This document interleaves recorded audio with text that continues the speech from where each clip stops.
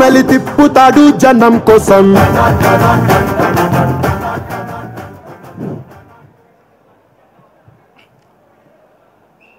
అంటే జనరల్గా pre release ఈవెంట్లో మాట్లాడి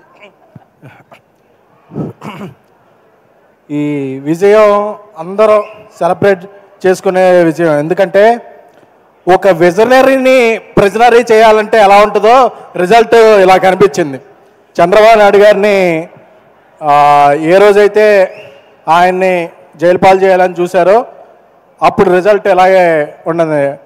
లోకేష్ గారిని మంగళగిరిలో అప్పట్లో ఓడించారు, ఇప్పుడు ప్రత్యర్థులకి ఆయన మంగళవారం చూపిస్తున్నాడు. సో ఇక్కడ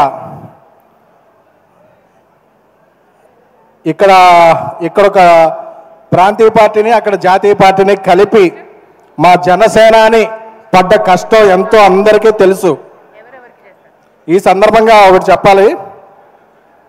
చెప్పచ్చా? చెప్పండి సార్. అన్నయ్య పెట్టాడు దండం, తమ్ముడు పెట్టాడు పెండం. నమస్కారానికి ప్రతి నమస్కారం అనేది సంస్కారం.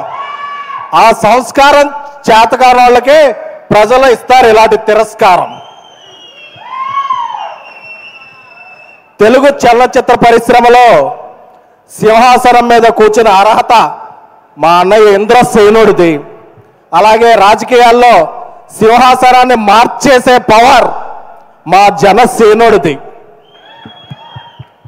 సో విజయం వచ్చింది కానీ విర్రవీగితే పాత తపేళా ఫేసులకి మనకి తేడా ఉండదు. సో అందుకని అందరినీ సోదరులా భావిస్తూ రాష్ట్ర అభివృద్ధికి అందరూ తోడ్పడాలి. అలాగే ఎవరి మీద కోపం వస్తే టికెట్ల రేట్లు తగ్గించేసి సినిమా థియేటర్లో బయట ఎంఆర్ఓల చేత ఆర్ఓలు చేయించే కాకుండా ఇప్పుడు సినీ పరిశ్రమకి మంచి చేయాలనుకునే ప్రభుత్వం వచ్చింది.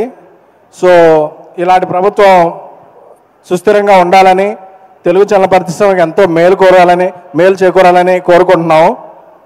అలాగే విజయం వచ్చిన తర్వాత అందరూ విజయం తరపున మేమున్నాం అని అవుతారు. ఈ విజయం రాకముందు నుంచి విశ్వప్రసాద్ గారు జనసేన క్యాంపెయిన్లోనూ విరివిగా పాల్గొంటూ అలయన్స్కి అండగా నిలిచారు. సో ఆయనకి కూడా శుభాకాంక్షలు. సార్, మీరు ముందే విజయాన్ని ఊహించారు, అలాగే ముందే అండగా నిలబడ్డారు. సో మీలాంటి వ్యక్తులు అటు జనసేనకి, అలాగే అలయన్స్కి, అలాగే తెలుగు చిత్రసీమకి మీరు చేసే ఫ్యాక్టరీ లాంటి సినిమాలు ఎంతో అవసరం. సో ఈ విజయాన్ని అందరం సెలబ్రేట్ చేసుకుందాం. బట్ గర్వాన్ని నెత్తికెక్కించుకోవద్దు, ఎందుకంటే ఇంకా చేయాల్సింది చాలా ఉంది. జై జనసేన, జై అలయన్స్. Thank you sir. మీ సినిమాలు ఎంత బాగుంటాయో మీ స్పీచ్ కూడా చాలా పవర్ఫుల్గా ఉంటుంది. Thank you so much. SKN గారు యూజువల్లీ మాట్లాడరు, బట్ ఈరోజు ఆనందంతో పంచుకున్న మాటలు నిజంగా చాలా చాలా హ్యాపీగా ఉంది. థ్యాంక్ యూ అండి. సార్ ఒక 2 minutes సార్. విశ్వప్రసాద్ గారి చేతుల మీదుగా